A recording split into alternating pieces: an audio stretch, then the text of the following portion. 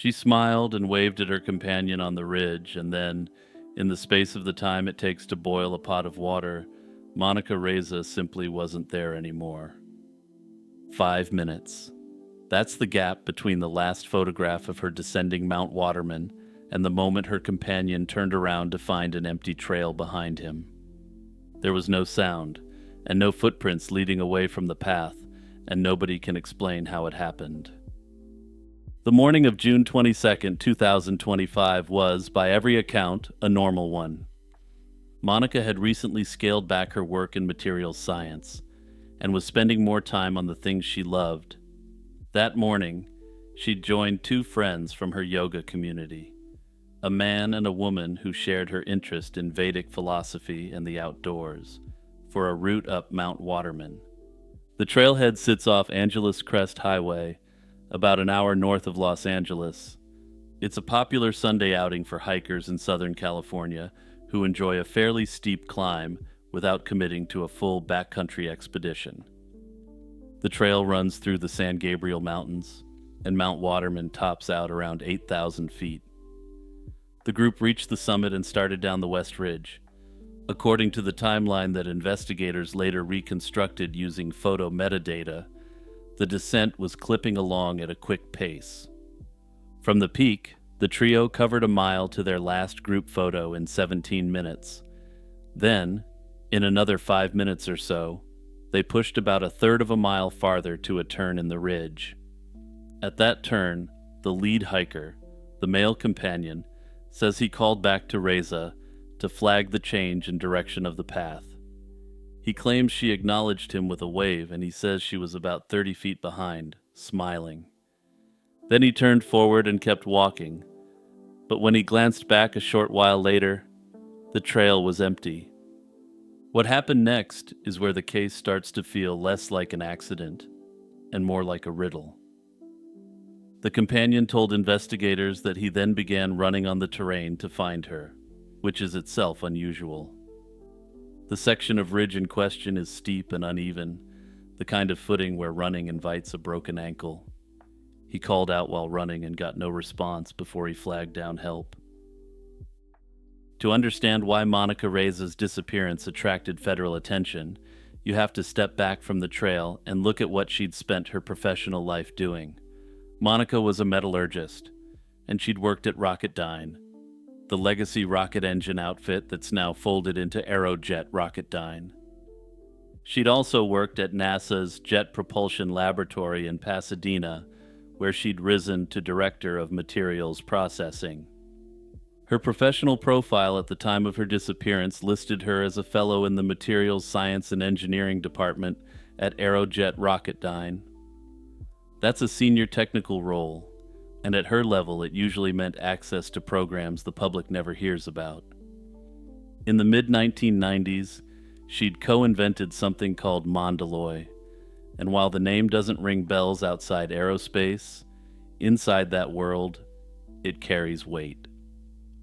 Mondaloy is a nickel-based superalloy engineered to survive the obscene conditions inside a rocket engine, the temperatures and pressures that turn most metals into expensive sludge. It's the kind of material that lets American engineers build domestic engines competitive with the Russian RD-180. This was the workhorse of a rocket engine that Moscow had been selling to America for decades. Aerospace engineers describe Mondaloy as one of the keys to closing a long-standing strategic gap. It helped end the dependency that left American national security launches sourcing engines from a country the United States now considers an adversary. In other words, Mondaloy is one of those quiet pieces of metallurgy that sits underneath national security policy without ever showing up in the headlines. For Monica Reza, she never expected to be the sort of person to capture headlines, and she likely never would have, if she hadn't disappeared so mysteriously. The Los Angeles County Sheriff's Department's Crescenta Valley Station took the lead. Within hours, search and rescue teams from across Southern California, units from as far away as San Diego and Tulare County, were converging on the ridge. Helicopters worked the canyons. drones with thermal cameras swept the slopes, and dogs were brought in from multiple jurisdictions. The dogs, for their part, picked up something, potentially the only meaningful physical evidence in the case. According to reports that surfaced during the operation, they followed what investigators believed was Monica's scent heading off the trail. That scent went into rough terrain on the ridge and led handlers to a hat that was thought to be hers, but after that, the trail thinned to nothing. Photo metadata gave investigators a fairly precise timeline up to a point, and then it went silent. There were no further images, no further pings, and no further confirmations of where Monica Reza was after roughly 9:10 that morning. The companion's account is corroborated up to her apparent wave, but after that moment, the record goes dark. The active search lasted roughly a week, and by June 29th, 2025, with no remains, no clothing beyond that hat, no signs of a fall, and no body, the large-scale operation was wound down. That's the point at which a missing hiker case usually transitions to a quieter recovery footing. There are generally, in these cases, periodic checks by the authorities as well as family-led searches, but not much more. Monica Reza's case took a different turn when the Sheriff's Homicide Bureau picked it up. That move raised eyebrows, because these sort of detectives don't generally inherit hiking accidents. They inherit cases where someone, somewhere, suspects that a serious crime took place.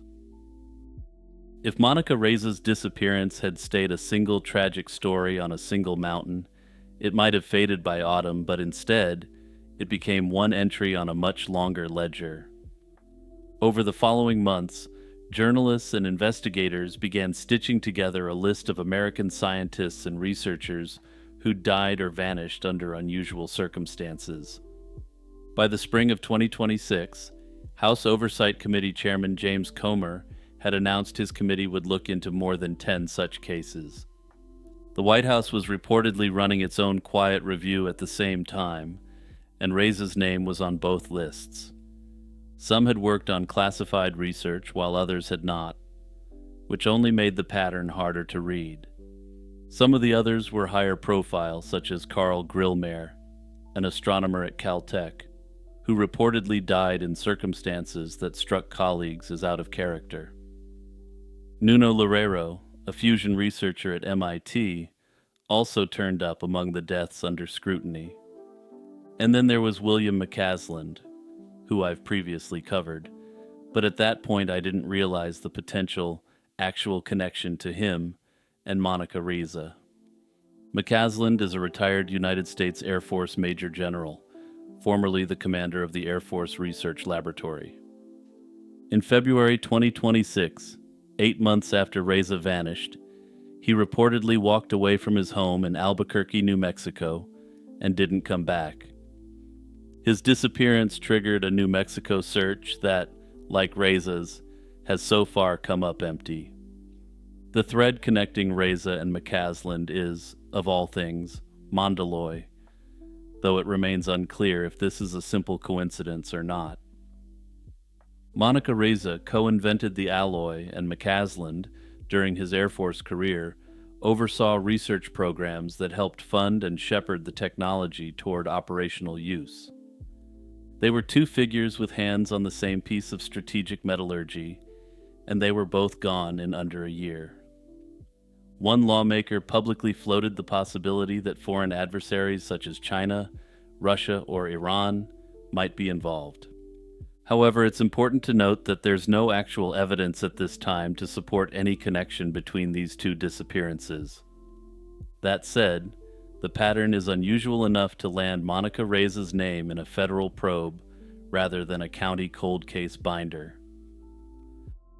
It's worth being careful here because cases like this attract a lot of theorizing. What's solid is straightforward enough. The time, the place, the witness account of a wave on a ridge, the photo timestamps, and the dog hit on the hat.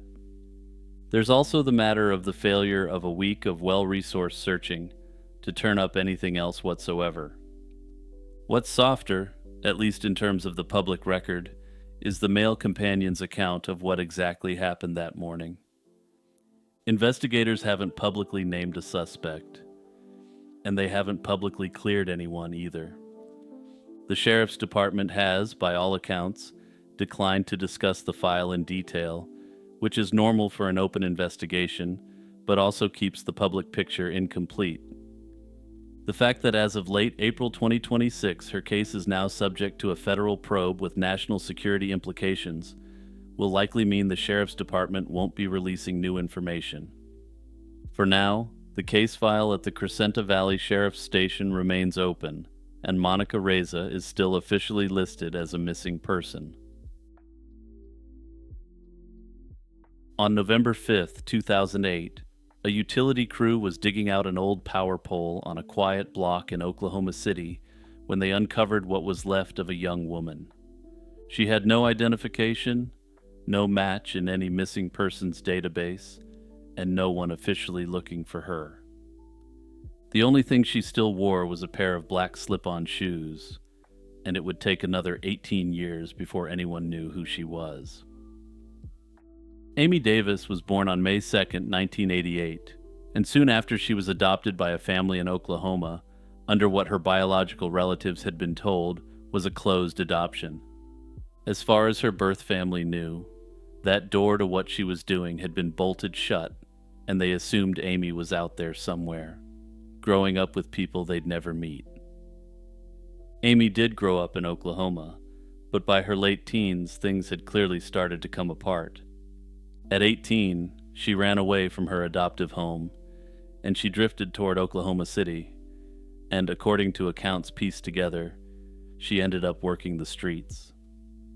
She was struggling with addiction, and her life in that period was chaotic and mostly undocumented by anyone. By the summer of 2008, she was 20 years old and living on the margins of society. Her adoptive parents hadn't walked away from her, and when she dropped out of contact in the summer of 2008, they did what any worried parent would do. They went to the police station to report their adult daughter missing, and the police there still wouldn't take the report. The reasoning wasn't complicated, even if it was bleak and disturbing. Amy was a legal adult, and they told her family that because she was known to be involved in certain work and that she used drugs, they simply wouldn't consider her missing. And no, you don't have to rewind there to make sure you heard that correctly. The cops accepted that she was factually missing, but they said that given that she was living on the margins of society, they wouldn't open an investigation. Now, usually I suspect that this is what happens behind the scenes, but it seems to me that the cops just said the quiet part out loud this time. So despite having filed a report while Amy was likely still alive, there was no one looking for her.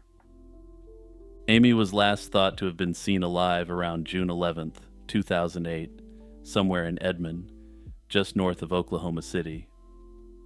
What she was doing that day, who she was with, and where she was headed are details that have never been publicly pinned down. For about 5 months after that summer, no one knew where she was, and then for another 18 years, nobody outside her adoptive household would realize she was gone. On November 5th, 2008, an electric company crew was working the 300 block of Southwest 10th Street in Oklahoma City. They were replacing an old power pole, ordinary utility work that nobody takes a second glance at, but while digging around the base of the old pole, they uncovered human remains. What they pulled out of the ground was mostly skeletal. There was no identification on or around the remains, no jewelry, and no obvious personal effects to pair a face with a name. The only item recovered with her was a pair of black slip-on shoes branded Croft and Barrow, a mid-range department store brand. It's the sort of detail investigators quietly log into a file already knowing it isn't going to lead anywhere. Or perhaps I'm just being overly cynical at the moment. The medical examiner's office determined the remains belonged to a young woman, likely between 18 and 23 years old. She was roughly 5'3", with features consistent with Native American ancestry, and her cause of death was listed as undetermined, though she was presumed to have met with foul play. The Oklahoma City Police Departments kept the file active, and by 2011 it was already being handled as a possible slaying rather than a case of exposure or an overdose. That same year, a forensic artist created a three-dimensional reconstruction of what investigators believed the young woman's face might have looked like in life. The image went out through cold case databases, unidentified persons networks, and online forums aimed at anyone who might recognize her, but none of it produced an answer. And if you're one of those people who just listens, I encourage you to take a look at the juxtaposition between Amy and the reconstruction. To say this looked absolutely nothing like her, perhaps beyond the color of her hair, would be an understatement. And I realize these aren't supposed to be one-to-one reconstructions, but I see absolutely no resemblance here. To compound matters, Amy's adoptive parents had never been able to get a report taken, so there was no paperwork in any database tied to her name. Her biological family, for their part, had no idea she was missing at all, and still believed she was out there somewhere, living a life they simply weren't part of. In the meantime, the young woman from the 300 block of Southwest 10th Street stayed in the Oklahoma City Medical Examiner system as an anonymous Jane Doe case.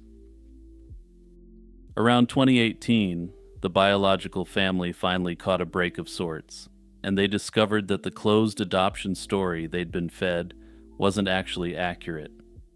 There were records they could access and other avenues they could pursue. One of Amy's biological brothers took the first real step, reaching out through her adoptive family to try to connect. He had hoped to find a happy sister who had been raised by a loving family, but what he found was a concerned family who had no idea where Amy was. Amy had already been gone for a decade by that point, and as far as official records went, the case had never even existed.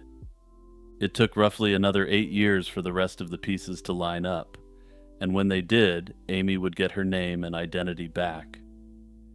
In January of 2026, a biological cousin of Amy's, a woman in Virginia named Darlene Nixon, did what Amy's adoptive parents had tried and failed to do almost 18 years earlier. She walked into a police station and filed a missing persons report, and this time, the report was accepted, and it eventually reached the right database. Within about 3 months, a genetic sample from one of Amy's biological brothers was compared against the skeletal remains recovered back in 2008. The match came back in March of this year, and this Jane Doe finally had a name again. Her biological family, who'd spent years thinking she might still turn up on a doorstep somewhere, learned she'd actually been gone for most of her adult life. The identification of Amy Davis answers one mystery and opens a dozen more. We now know the name of the young woman pulled out of that Oklahoma City excavation site in 2008. We know her birthday, her adoptive family, her biological family, and the rough shape of the life she was leading in the weeks before she dropped out of contact. What we still don't know, 18 years on, is pretty much everything that matters to an active investigation. The cause of death is still officially undetermined, though foul play is strongly suspected, especially considering the circumstances her body was found in. No suspect has been publicly named, and as of now, it remains unclear who she was associating with at the time of her passing. The detectives now inheriting the file are effectively opening an inquiry on a scene that went cold 18 years ago, with a trail that was never really warm to begin with. Anyway, this case really pisses me off, because I suspect that if the police had taken the initial report, Amy may still be with us today. I can only hope that the authorities will one day be able to close this case out fully and secure some measure of justice for Amy Davis. Hey Hey everyone, it's Jimmy here with my usual reminder to hit the subscribe button if you're enjoying the video. Also, don't forget to drop a comment saying what you're doing while you watch or where you're listening from. And be sure to check out the membership or the Patreon if you'd like to support my channel further. For about half an hour on a sunny stretch of Massachusetts highway, two postal employees stared down the barrels of weapons held by men dressed as police officers. By the time their truck was found abandoned 30 miles away, the postal workers were still tied up inside, and more than $1.5 million in untraceable bills was simply gone. It was the largest cash robbery in American history at the time, and the federal window to prosecute it slammed shut in 1967. Whoever pulled off this audacious heist almost certainly took the answer right to the grave. To give some context to this heist, I have to give some background on Cape Cod in the summer of 1962. The Cape was booming, with tourists pouring money into restaurants, motels, marinas, and gas stations. The small banks of Hyannis, Bourne, and the surrounding towns were ending every busy week, sitting on enormous piles of bills. That excess cash had to make its way back to the Federal Reserve Bank of Boston, and the route it took was almost charmingly old-fashioned. Cape banks would bundle up their surplus, hand it over to the U.S. Postal Service as registered mail, and trust that a regular postal truck would deliver it north up Route 3. There were no armored cars or escort vehicles, and the schedule wasn't exactly a state secret. The whole system ran on the quaint assumption that nobody would think to rob the mail, since that would be a federal offense. And yeah, criminals hate that one simple trick, where you just ban the crime from being committed. On the afternoon of August 14th, 1962, postal workers Patrick Sheena and William Barrett were running that route in a standard postal truck. Sheena, who was 36, had the wheel, and Barrett, who was 51, was riding along as the guard. Their cargo was around $1.5 million in small bills, bundled into sealed canvas sacks and stuffed in among the regular registered mail. They'd left the post office on Cape Cod heading north, and both men had ridden this route countless times before. A few miles south of Plymouth, on a quiet wooded stretch of Route 3, the truck rounded a bend and ran straight into what looked like a roadside emergency. A man dressed as a police officer was standing in the road waving them down, and he gave every impression that there'd been an accident up ahead. Sheena slowed and stopped, and the moment the truck came to rest, two more cars shot out from the side of the road and boxed it in. That's when the men in police uniforms produced weapons, and Sheena and Barrett were ordered out, bound, gagged, and shoved into the back of the truck among the mail sacks. One robber slid behind the wheel of the postal truck while the others took the chase vehicles, and the small convoy simply pulled away. There wasn't any shouting, and not a single shot was fired. According to the accounts both postal workers gave investigators afterwards, the entire holdup felt almost surgical. The truck was driven north for roughly 30 miles, and at some point the registered cash sacks were transferred out of the postal truck and into vehicles the robbers had waiting. The truck itself was finally abandoned on Route 128, near the Randolph Cutoff, with Sheena and Barrett still tied up in the back. From there, the robbers had a clear shot south on Route 24, toward the towns where most of the local underworld lived and worked. By the time the postal workers freed themselves and flagged down help, their attackers had vanished into the rest of the state. The FBI and the U.S. Postal Inspection Service made the case a top national priority overnight. At more than $1.5 million in cash, it was the largest pure cash robbery in American history. To put this in context, this would be roughly the equivalent to having $16 million stolen from a postal truck today, which sounds almost absurd. Agents flooded New England, interviewed thousands of witnesses, and leaned on every informant they had on the books. What jumped out immediately was how professional the whole thing felt, since the robbers had clearly known the route, the schedule, and the contents of the truck. They'd known that the registered mail sacks contained unmarked bills bound for the Federal Reserve. They'd even staged a convincing enough roadside scene to fool veteran postal workers. They hadn't fired a shot or grabbed anything that wasn't an unmarked bill, and they'd barely left any physical evidence behind. This wasn't the work of amateurs. It was the work of experienced criminals, with someone close to the postal operation feeding them information. Suspicion landed quickly on the loose network of armed robbers and racketeers connected to the Patriarca crime family out of Providence. And for those familiar with organized crime in the region, I suspect you may have already guessed that these guys were at least suspected to be involved. One name in particular kept resurfacing in the FBI's reports. That was John Kelly, known as Red, a man with a long resume of meticulously planned scores and a reputation for staying clear of anything that would draw extra heat. He was known as a real professional, a guy who, despite his line of work, wasn't the sort of person to actually commit any truly violent acts. For Red Kelly, he was a mobster in the business of making money, not ending the lives of innocent people just doing their jobs.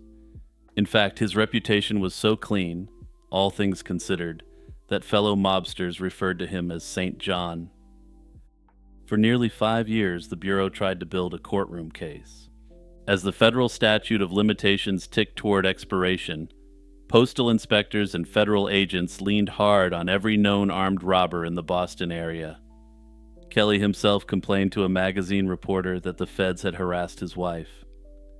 Worst of all, they had frightened his sweet, innocent Siamese cats, who definitely hadn't been involved in the planning stages and definitely weren't the true masterminds of the heist. Tips came in steadily, and witnesses placed certain men at certain motels along the South Shore in the days leading up to the holdup. Others claimed they'd seen the vehicles used in the robbery being repainted afterward. There were also stories about cash turning up in unusual places and people coming into large sums of cash, but none of it quite added up to a prosecution. On July 30th, 1967, just 14 days before the federal statute of limitations was set to run out, a grand jury returned indictments against Kelly and 2 co-defendants.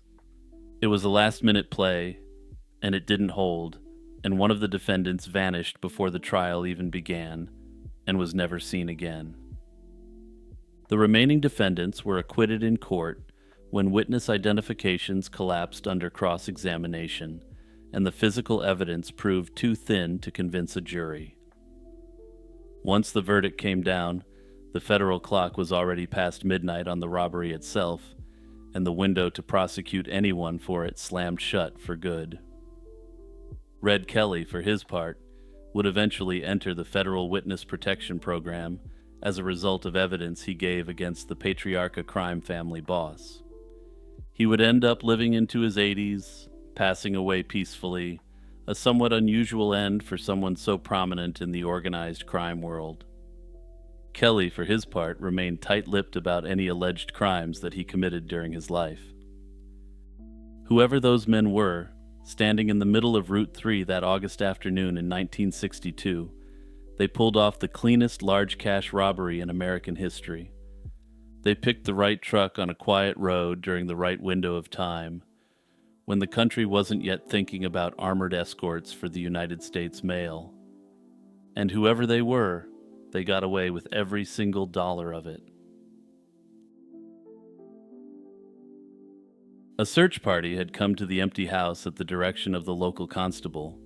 The word in the village was that the owner, a tinsmith who'd been gone at the front for nearly 2 years, had left behind a cache of industrial fuel or alcohol in the garden.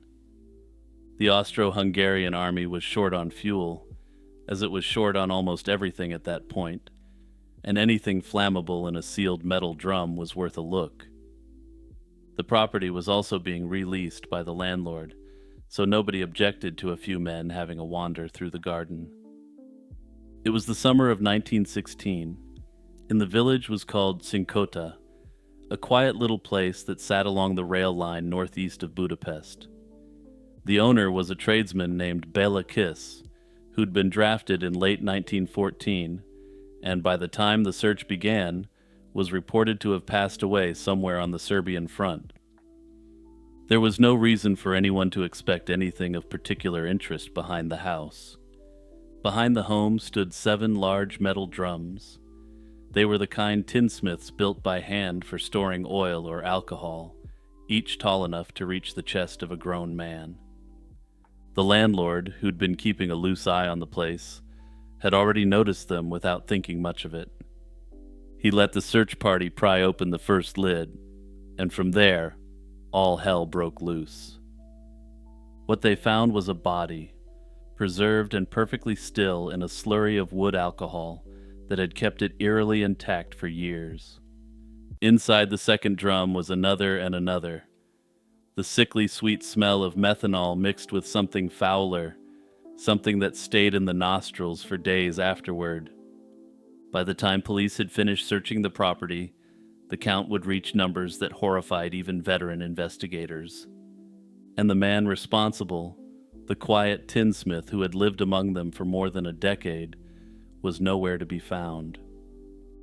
Bela Kiss's early life is the sort of thing historians of crime have had to piece together from civil records and a small pile of newspaper coverage that came after his disappearance.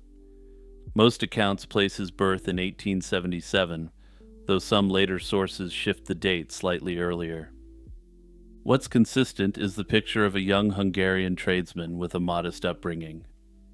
He made his way to Cinkota, a village just outside of Budapest, sometime in the first decade of the 20th century. By around 1912, he had established himself at a small house on a quiet street, most often identified in the surviving reports as part of the village's main residential strip.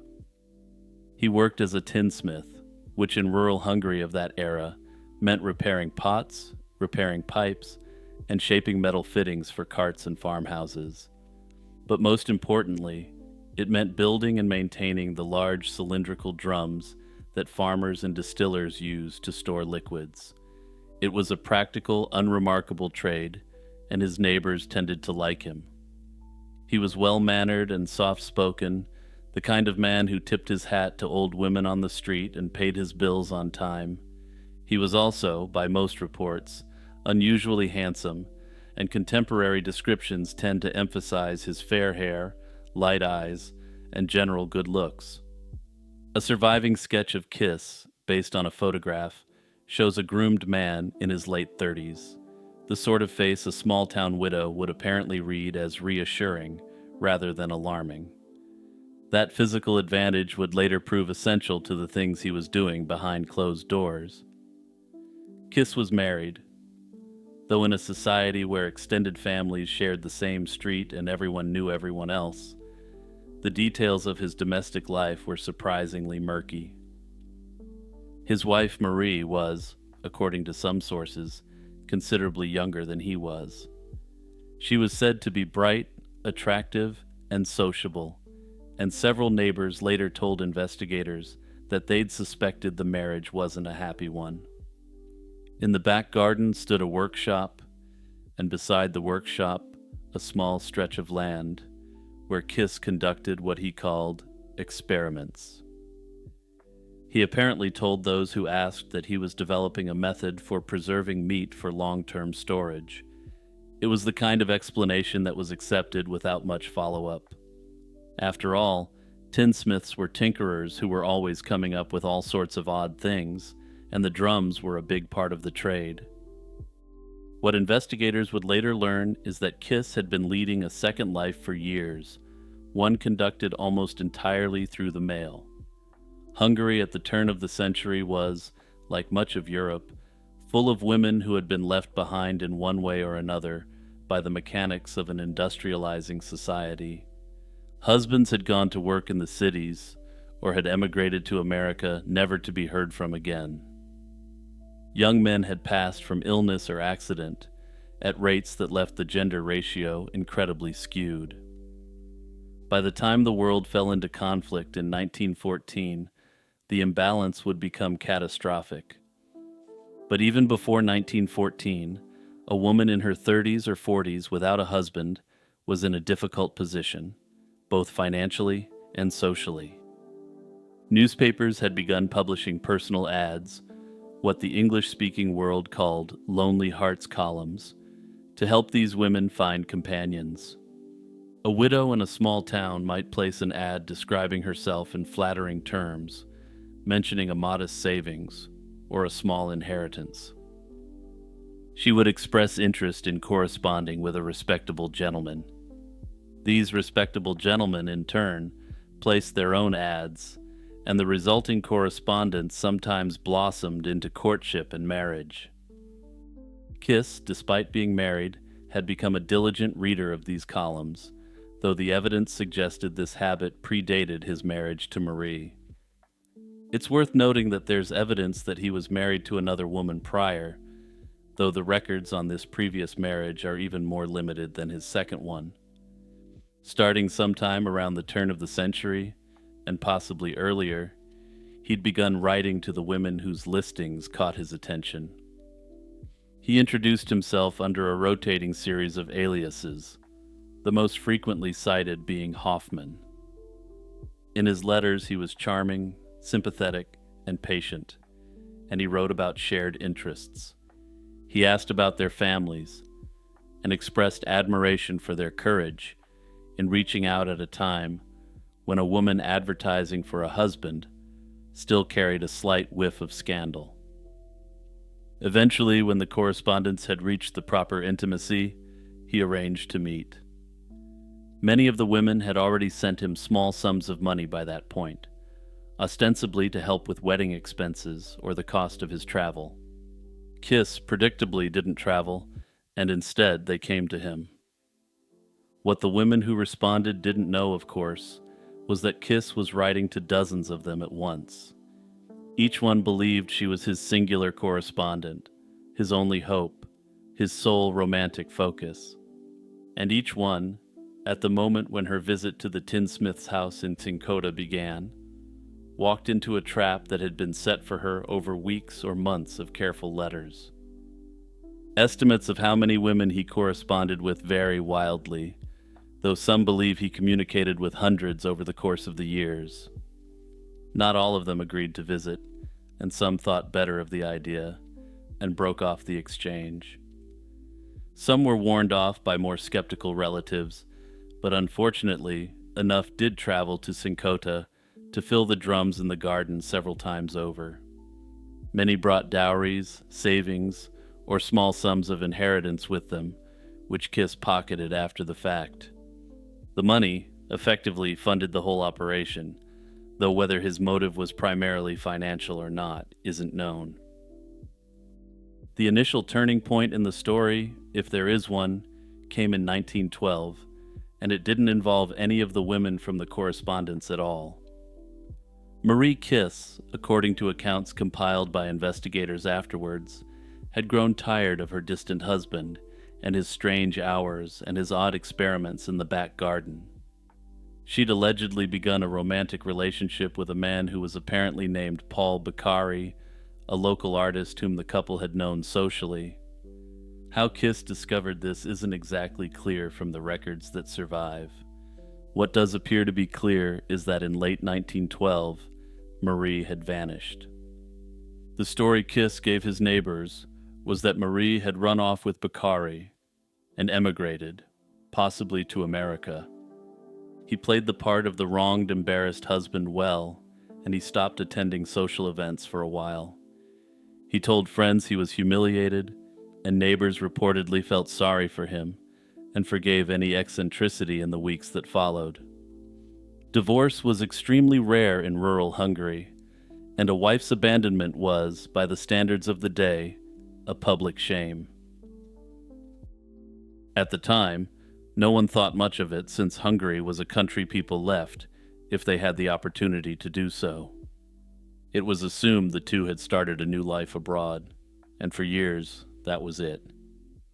But when investigators would later pry open the drums in Kiss's garden, among the preserved bodies they'd find were two that matched the descriptions of Marie and Paul.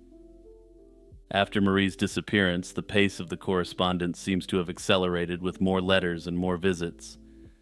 More drums appeared quietly in the garden behind the workshop, and the neighbors continued to like him. His business continued to tick along.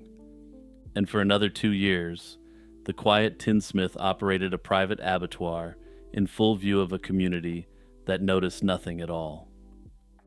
The thing that ultimately stopped Kiss, at least stopped him from continuing his work at Cincota, was the same thing that tore apart the Austro-Hungarian Empire itself. In July 1914, following the attack on Archduke Franz Ferdinand in Sarajevo, Austria-Hungary invaded Serbia. Within weeks, most of Europe had joined in, and the Hungarian countryside was combed for conscripts. By the late autumn of that year, the call reached Cincota, and Bela Kiss, then in his late 30s, was pulled into the uniform of the Austro-Hungarian army. He left abruptly, the house was locked up, and the garden was left as it was, drums and all. His landlord was given instructions to watch the property, and neighbors waved him off from the train station with a mixture of patriotic pride and private grief. Kiss served in the infantry, by most accounts, and was reportedly wounded at some point during the first year of the fighting. Details of his military career are fragmentary, and what survives comes from regimental records rather than personal correspondence. He seems to have been a competent enough soldier, neither distinguished nor disgraced, and then, in 1915, the reports from the front indicated that Bela Kiss had passed away. The cause was listed in most accounts as typhoid fever, which was cutting through the armies of Eastern Europe with complete indifference. His body, it was said, had been buried at a field hospital somewhere in Serbia. For the residents of Cincota, that was the end of the matter, and the quiet tinsmith had gone to battle and would never come home. His wife had already left him. His house, they assumed, would eventually be cleared and rented out again or sold. Life in the village, under the weight of the broader catastrophe unfolding in Europe, moved on. It would take only a little longer for the illusion to unravel because the rumors of Kiss's death, as it turned out, were wrong or had been manufactured. The details of what the soldiers found on that day in July 1916 are among the best documented aspects of the case. The first drum contained the body of a woman, her neck showing the unmistakable marks of a ligature. The wood alcohol had preserved her to such a degree that investigators believed at first she might have been placed inside within the past few days. That turned out to be wrong, and she had been there, by the eventual reckoning, for at least 3 or 4 years. By the time the local constabulary had finished hauling the drums out into the sunlight and prying them open, 7 bodies had been counted in total. Then the police brought in shovels and started working the garden itself, and uncovered even more evidence of Bela's cruelty. What came out of the ground over the following days brought the total to a number that surprised even Budapest's most experienced detectives. The final count, as confirmed by investigators and reported in the Hungarian papers, was 24 victims, the large majority of whom had been the subjects of Kiss's correspondence. Most were women, but at least one was a man, believed to be the missing Paul Bakari. The method, as far as could be reconstructed, had been consistent, and each woman had arrived in Cincota expecting to meet her future husband. Each had been welcomed warmly, given a meal, and eventually taken to a back room where Bela Kiss finally struck. The women's clothes and personal items were sometimes kept and sometimes quietly resold in Budapest. It was a secondary stream of income on top of whatever the women had delivered in cash. Inside the house, police discovered an enormous collection of women's letters, most of them bundled and labeled in Kiss's careful handwriting. The sheer volume of the correspondence made it possible for the first time to begin reconstructing who the victims had been, where they'd come from, and how he had drawn them in. The case fell into the lap of a detective named Karoli Nagy, the Budapest police chief whose handling of the investigation would become legendary in Hungarian criminal history. Nagy was reportedly meticulous, and he personally oversaw the excavation of the garden and the cataloging of the correspondence. He began the painstaking work of matching letters to missing persons reports across the country and beyond. He tracked leads into Vienna, Bratislava, and several small towns in what would soon become the successor states of the former empire. He's said to have personally identified more than a dozen of the victims by name in the first year after the discovery. But Austria-Hungary was on the verge of collapse, and communication across the disintegrating empire was difficult. The Austro-Hungarian military authorities initially insisted that Kiss was gone, and that the matter was therefore effectively closed, but Nagy didn't believe them. He sent inquiries through military channels asking for confirmation of Kiss's passing, details of the burial, and access to the regimental records. What came back was unsatisfying, and the body that had been buried under Kiss's name, it turned out, belonged to someone else entirely. Accounts differ on how this was discovered, but the most widely repeated version involves a routine check prompted by Nagy's inquiries. This reportedly revealed that the soldier buried in the Serbian field hospital was significantly younger than Kiss and had been identified only through the papers he'd been carrying. In other words, Kiss had swapped identities with a comrade, and he'd taken the younger man's papers and placed his own on the body. To anyone processing the paperwork in the chaos of the Eastern Front, the paper identity was the only identity that mattered, and Bela Kiss, officially, was gone. The man wearing his skin was walking free somewhere in the ruins of the empire.